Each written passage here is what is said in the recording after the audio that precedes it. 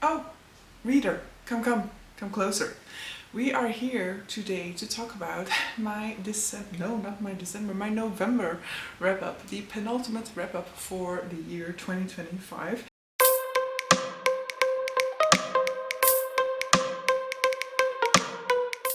So the month of November was I would say a very successful month, even though towards the end it kind of almost felt like it wasn't, just because of the fact that once again I had set myself two lofty goals. But I'm very happy with how the month of November went because I got to indulge in so much new literature, books that were sequels to books that I'd absolutely loved before, and so getting to indulge in new releases the moment that they came out, which is something that I definitely wanted 2024 to be more filled with. So this is definitely going to be an energy that I want to take into 2026 as well. I want to be picking up books more frequently, like the moment that they hit, or like close to the moment in which that they are released, so that I can get to experience them when the excitement for them is still new.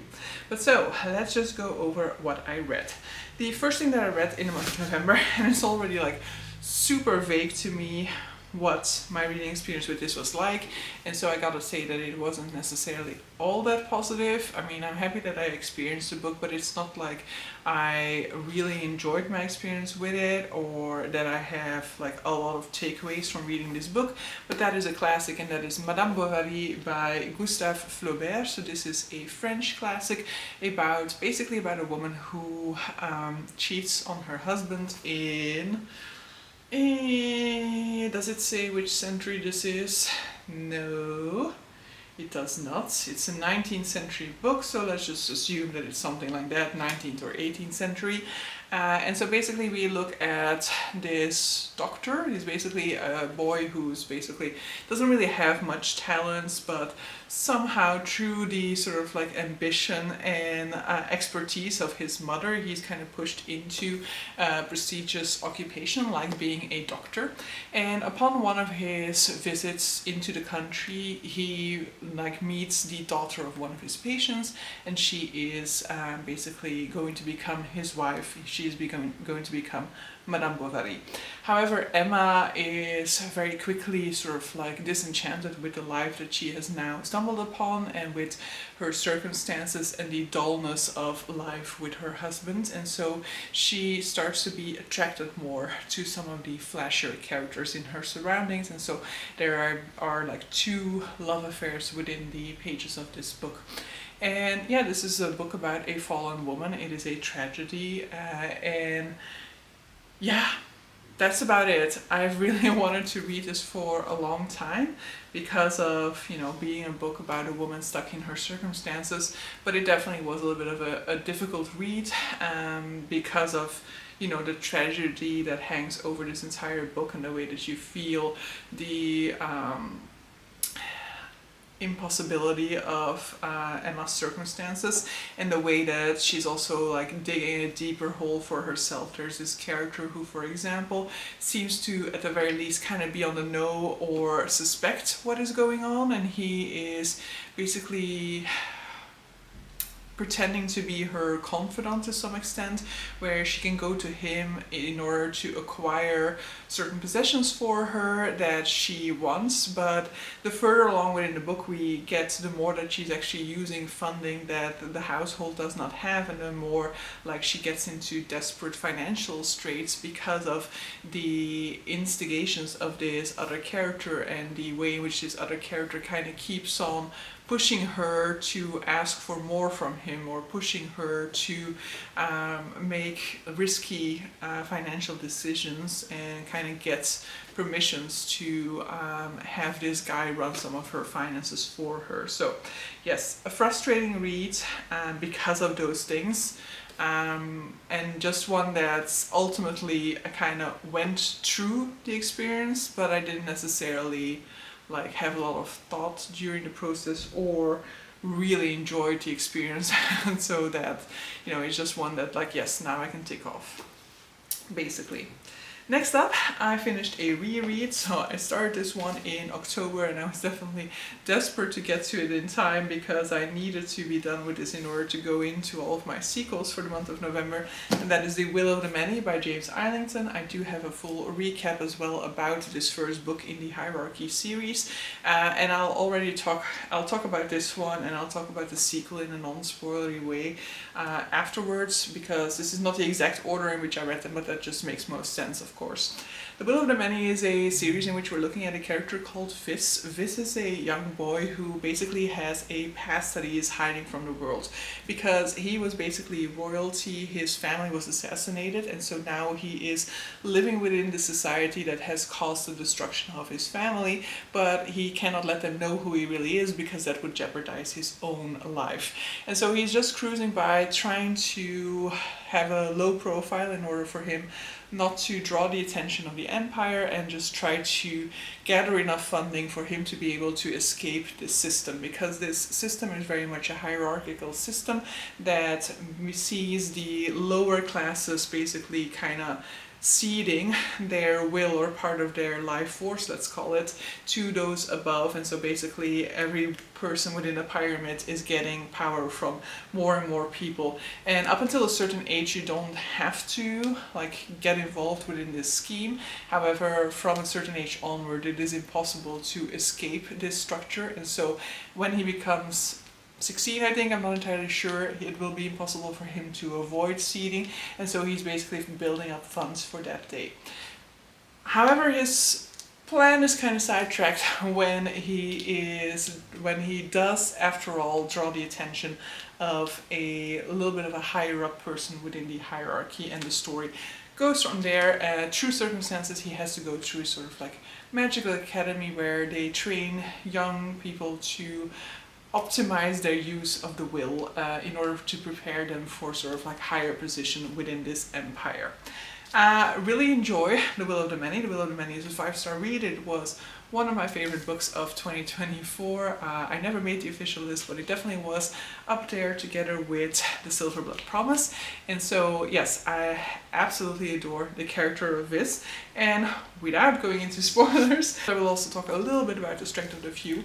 Because the strength of the few, I know that they couldn't help it because of the way that they made the second cover, but I would love for this one to not be glossy. But of course, because the other side, the side that they're going for the covers now, is a glossy cover, they cannot make the reverse of it matte, but still. I'll already be happy with the fact that they made a reverse dust checklist so that we can keep on having matching covers. But so yeah, the strength of the few, because of circumstances that if you've read the first book you know about, the second book basically has a different structure. And basically where The Will of the Many was sort of one big plot that sure has sort of side tracks and different side plots, it ultimately was one big whole building up to one big conclusion. The Strength of the Few has 3 different main plots that are building separately from one another, and that ultimately there is a link between all 3 of them, and there is definitely sort of common goals to all 3 of them. There are basically 3 climaxes that are built towards within this book, and personally that I actually kind of struggled with this one to some extent, because there were 3 main plot lines and I was not as invested in all of these plot lines. Ultimately, all 3 plot lines need to be successful for their common goal to be achieved, but regardless of that, I struggled with, I would definitely say I had a preference for one storyline and then basically had a preference for the storyline that kind of builds naturally from book 1, and then the 2 other plot lines I definitely struggled to kind of get into them, and I then definitely got into one of the 2 remaining ones a lot more towards the end. I was definitely getting invested in that one, and that one was also starting to feel like something that I was really engaged with. But the third one is the one that I definitely did kind of struggle with, and I do feel like the book is mainly the storyline that I absolutely adore and was very much engaged with, and the one that I least enjoyed. The third one, the one that I learned to enjoy, I feel like it's like the least represented of the storylines. And so yeah, mixed bag. I had a mixed experience with it, and I definitely felt that towards the final third of the book, I was also just losing some of my steam overall with the book. Whereas I feel that that is definitely due to the splintered nature of going between different plot lines all the time, and basically your forward momentum with each of these storylines is kind of interrupted regularly throughout the book, and you kind of have to go back to a previous storyline, and basically your engagement is kind of kept on hold. To some extent that it can be a good thing, because it can kind of push you through the chapters that you're less interested in. But if it is like an 800-page book like here, then towards that end I definitely felt some of that tiredness from having to go through that storyline that I didn't really engage with all that much. And so yes, my experience with The Strength of the Few was a little bit disappointing, as in I definitely think like The Will of the Many was a 5-star read, and The Strength of the Few is definitely like 3.5 or something like that, where I enjoyed parts of it, but it just didn't come together in a way that really worked well for me, and I'm just hoping that the third one will turn things around, because in aspects the structure of this one could work for me, but the way that this really works for me is when it all comes together at the end, which is I guess what is going to happen in that third book. So I need these storylines to start overlapping a little bit more, or interconnecting, and when that happens I'll probably also really eat that up, and so I'm expecting that to be the case for book number 3.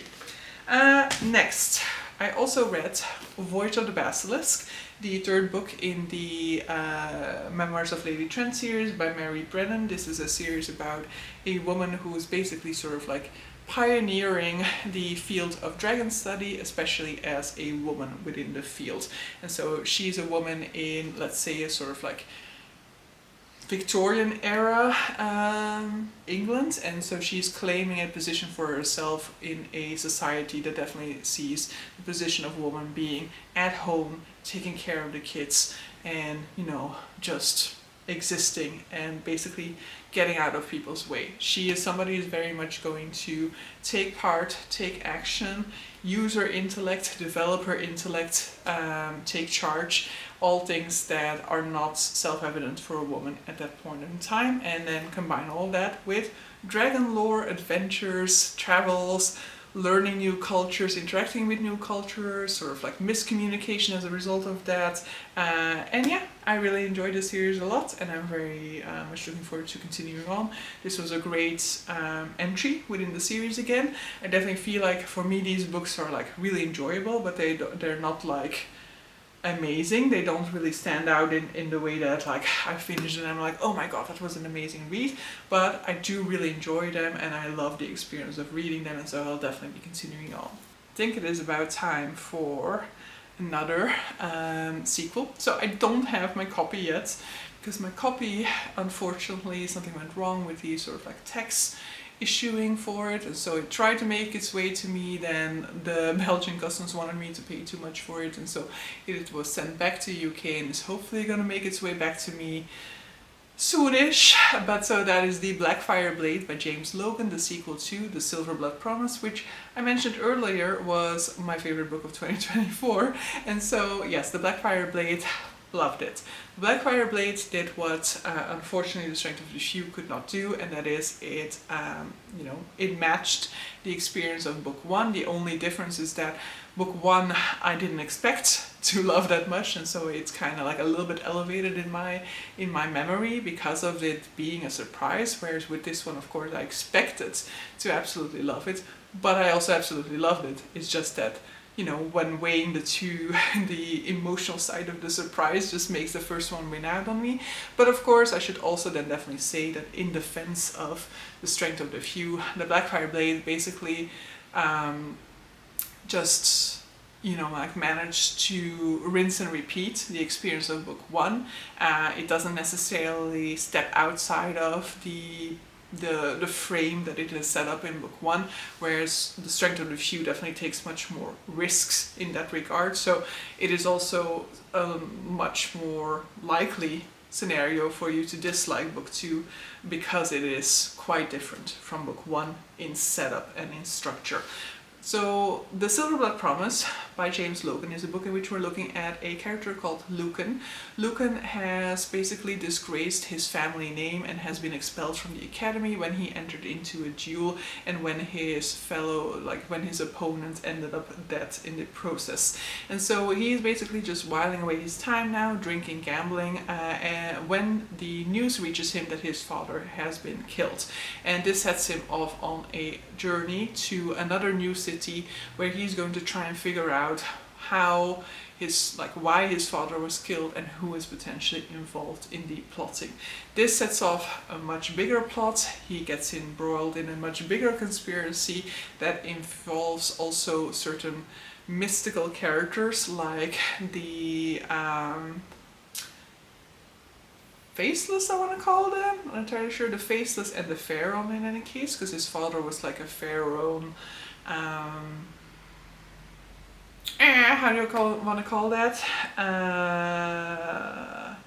Specialist. And so the pharaoh is basically a ancient civilization that left behind a lot of buildings, artifacts that are very advanced and that they don't really know a lot about, and that will definitely play a role throughout this series. And so Lucan sets off to Safrona to kind of figure out how this one particular woman that his father left him as a clue is involved within the murder of his father, and there he meets a sidekick called Flea, who's the absolute heart and gem of this entire series. Now, second book sees us going to a different location, where the first one is very much more sort of like southern Middle Eastern vibes. The second book is very much more sort of like northern Slavic vibes maybe, or more like, I would say more like Moscow vibes or something like that. But aside from that, we still have the amazing banter between Luke and Flea and another character that we meet along the way in the first book, and you know, like the plots moving into one another, and one adventure rolling into another, one mishap into another, and along the line, of course, another exploration of Pharaoh society and Pharaoh relics. Yeah, I really enjoyed it. It has the elements that made the first one very much a success for me. If you read this book and you find that like Lucan's humor doesn't really work for you, then yeah, the second book is also not going to work for you, because that humor is definitely like at the heart of my enjoyment of this series. And so if you're vibing with the humor, definitely this can be a big success for you. But if this is sort of like humor that will that you don't really get along with all that well, then you know, probably it's not going to be a book for you. So maybe just sample like the first few chapters in order to decide if this is for you or not. But yes, I absolutely love it. After that, I continued another series and I read The Ritual of Ruins by Cal Cate, the 7th book in King's Dark Tidings. Now, recently I got a comment saying, is this the book series you've talked about the most on your channel? And it very well might be. So, King's Dark Tidings is a series in which we're looking at a character called Reskin, who has been trained in this secret fortress all of his life to become the ultimate warrior. However, what they never really spend much attention on is developing his personality and his real interactions with people around him. He's always been surrounded by teachers who treat him as a student and not as a companion. Teachers who even start to fear him from a certain age onward, and so he's never really learned to develop interpersonal relationships or emotional intelligence.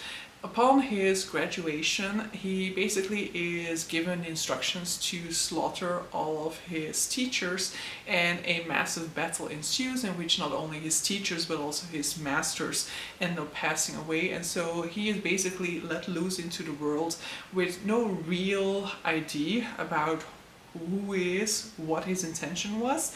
He's just been left with two sort of like vague directives that his masters gave him, but they were in the process of dying, so potentially they're not even all that accurate. And that was to kill with conscience, a concept that he does not know, and to protect and honor his friends, another concept that he does not know. However, in the battle, one of his teachers got away, and so he's going to set out into the world to try and track down this final teacher and see what to do. Along the way, he meets up with a lot of these people, and the people who cross his path basically treat him very friendly, and they call him his friend, and as a consequence he feels like, oh, so these are my friends that I need to protect and honor according to my master's directives. And so basically this is where the story will take off. The lack of emotional intelligence of Reskin is definitely going to be a trigger for a lot of like miscommunication early on within the series, and it is going to remain a topic throughout the remainder of the series as people start to understand Reskin better, get to know him better, start to see his lack of emotional intelligence, and sometimes even underestimate his emotional intelligence because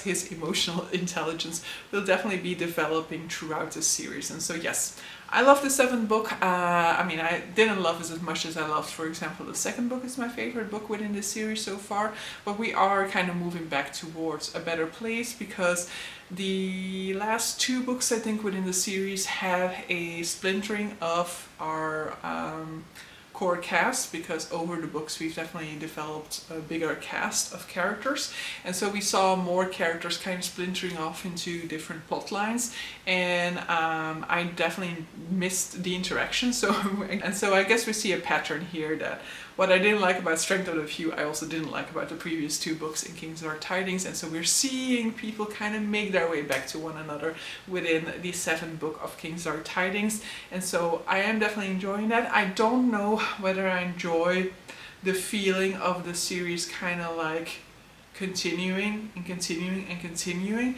and you know, they're not necessarily being like a clear storyline, a clear sort of like path forward. And so what I guess I'm feeling is that I feel like there isn't as clear intention in the action within this series as there could be, and that it feels a little bit more sort of like meandering.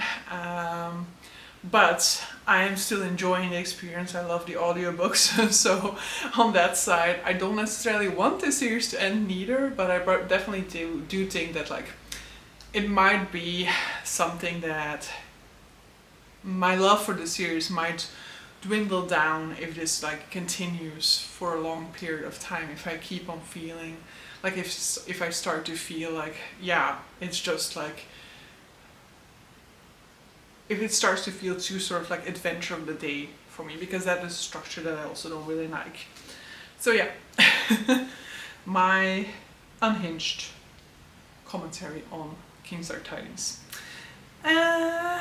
Final 2 things that I still read within the month. So I read the 3rd book in the Terra Ignota series, The Will to Battle, and I have to say that at this point in time I feel like I'm just going through the motions with this series, because yes, I'm still following the plot, but also I am not following the intricacies of the plot. I don't follow the intricacies of the different factions, and whenever a character name is dropped I often have to kind of think about, wait, what sort of like faction is this character a part of?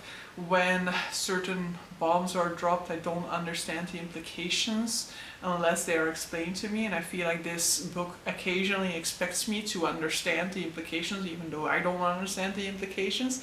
So it is definitely kind of losing me. So is there actually any point to me continuing? Yes, because I want my Herkiet achievement for reading a quadrilogy, and honest to God, that is probably the only reason why I'm reading this. So the worst possible reason for me to continue this series. But yes, I feel like I missed too many information, and it happened from the very beginning, and unfortunately I haven't really found a great recap for it. There is like a wiki for it, but the wiki only has information about the 1st book in it, and so yes, I feel like I'm missing connections here. I feel I'm missing the understanding of this world and of the characters in it to fully be able to appreciate this book. And then it also too often meanders too much into philosophical meanderings for my liking, and I space out for them, and then it turns out like, oh wait, something actually seems to have happened in the time in which I've just spaced out. But so this is a quadrilogy in which we're looking at a world that is basically at peace for a very long time, and it has been at peace for a very long time because this world has basically moved on from the structure of having nations. The concept of a nation has disappeared, and now people basically decide which sort of like group that they want to be a part of, and the group that they choose to be a part of is based off of the group's sort of like ideals and cultural values. And so when you become an adult, you basically take this sort of like examination that will tell you sort of like which group most closely aligns with your values, your skill sets and whatever, and then you can decide to join that group, or you could still decide to join any other group you want to.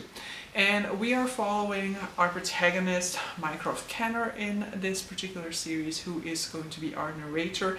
And we start off the story on a day in which a sensator called Carlisle is visiting a sort of like household. Households are also comprised of people who don't necessarily have familiar bonds with one another. And he's visiting this household because their previous sensator, who is basically sort of like a religious guide, has passed away, and so he's visiting them to help guide them in this difficult time. However, when he steps into their apartments, he witnesses a miraculous scene because a young boy has just brought toy soldiers back to life. So we shall leave it up to that synopsis. I did really enjoy the beginning of the story, and I do definitely think that I could really enjoy this story. Maybe I need to physically read it at some point, because I like the character of Mycroft Kenner. I like the fact that he has sort of like he's invested in all of the world plots. He's sort of like a person you can hire, and so he's hired by everybody who plays any type of role within this world, and all of them seem to really rely on his help, and then you find out certain things about his past that make that even more interesting. But yeah, maybe one day I'll do it, but for the time being it is an interesting concept, but unfortunately I just cannot seem to keep my attention to it. And then the final thing that I finished is a reread, and it is a reread for Those Above by Daniel Polanski.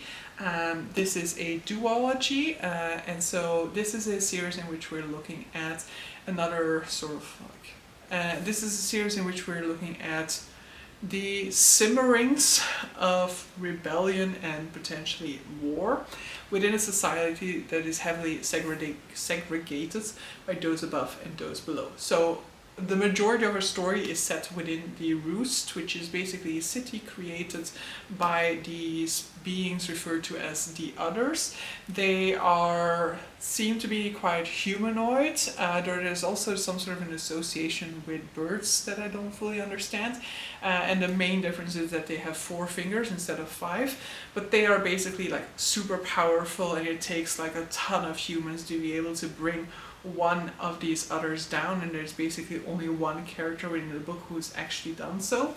And so they are very much the elite within the Roost, and they very much suppress everybody else within the society to keep the society running, but they are all very much heavily suppressed. They don't really have many prospects within life, especially if they are born within the lower rungs of society. And so we're following characters from the lower rungs of society and of characters who are in the higher rung of society, who are basically like the personal attendants of these others. And then we're also following characters who are part of the Illyrian society. They are also kind of controlled by the others, but they have sort of like less direct supervision. In the Roost, there are a ton of these others living all together, whereas in Illyria there's only sort of like one other there who's basically sort of like the emissary, I guess, of the society. And so there we follow 2 characters, a general, and then we follow sort of like somebody who's in politics and who is kind of stirring things up within the background of this world. Those Above is very much, I feel like this duology can be referred to in terms of a line by Gandalf in Lord of the Rings. The board is set, the pieces are moving. This is setting the board. The second book is pieces moving as a consequence of the preparations that are happening within Those Above. So Those Above, as a consequence, can be a little bit of a more difficult read to get to. I would definitely say I listened to Those Below, and that might have also impacted my experience with Those Below, because I went through Those Below very quickly, had no problems with that one, whereas Those Above I read physically. And because, as I said, this is setting the board, it means that it isn't action heavy. There are certain chapters that are somewhat more action heavy than others, but a lot of this is just sort of like setting the mood, seeing the circumstances of people's lives, and while circumstances change and things are happening, it is not action heavy at all.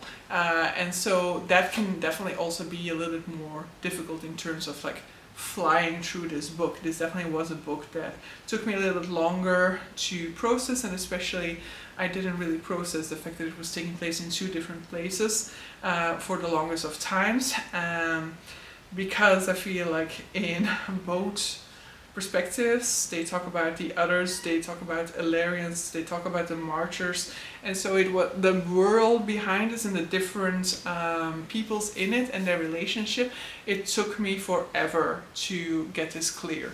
And that could be down to me and just like my brain doesn't really process these types of informations easily, so if it's not repeated often enough early on within a book, this is something that I can find myself really struggling with, and find myself at the end of the book being like, wait, is this actually taking place across 2 different places?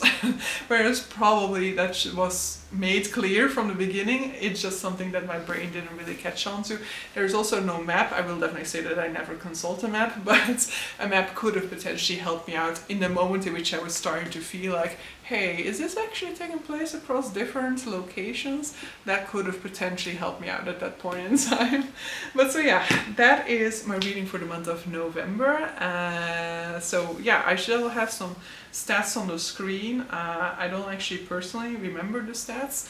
I think it was definitely less than the month of September and October, but that is also perfectly fine, because the month of September and October were just like insane reading productivity months. But it was definitely quite high, and like definitely above average for me, I think. So definitely nothing to complain about. And I've read some books that I really enjoyed, and I've definitely indulged in the sort of like excitement of getting to books that are highly anticipated the moment that they land on my shelf. And you don't want to know how much I was obsessing about getting my hands on The Strength of the Few as quickly as possible, and the difficulties I had of acquiring this copy like as soon as possible. And in the end I did still get it like 2.5 days after publication, so it was a sad time, it was a stressful time, but we made it through. But that did definitely mean that I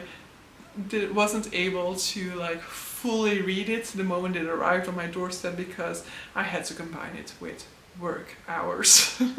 But so that is my reading for the month of November. Definitely let me know if you've read any of these books, what your thoughts were on them, and yeah, hope to see you guys in a future video. Bye!